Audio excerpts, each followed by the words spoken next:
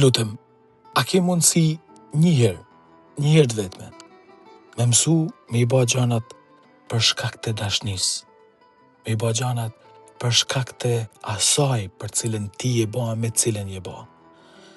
A ke mundësi një herë të vetme më nalë dhe mos më shqetësu se si po dukesh në sytë e njerëzve, se si po të vlerësojnë ata, që po të thojnë ata, çfarë mendimesh, çfarë vlerësimesh po të japin.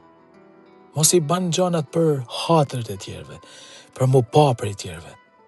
Bani për atë efektin e hanës. A ki vure, hana merë gjithë shka, tanë arrezet, tanë shëndritjen e merë për i djelit, edhe e transmeton atë.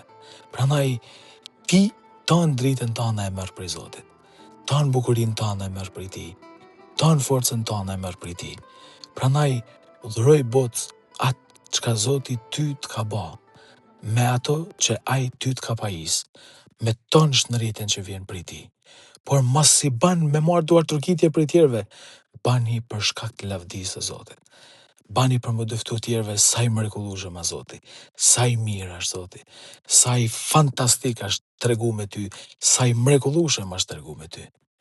Vepro në çdo ditë të jetës tënde për me dëftu dashninë e Krishtit, për me dëftu atë forcën e madhe me cilën Krishti ty t'ka mush plot. Jeto, por jo për sy e faqe. Jeto për me jetu në plotësi. Jeto për dashni. Atëherë ajo i zgjidhët e tana.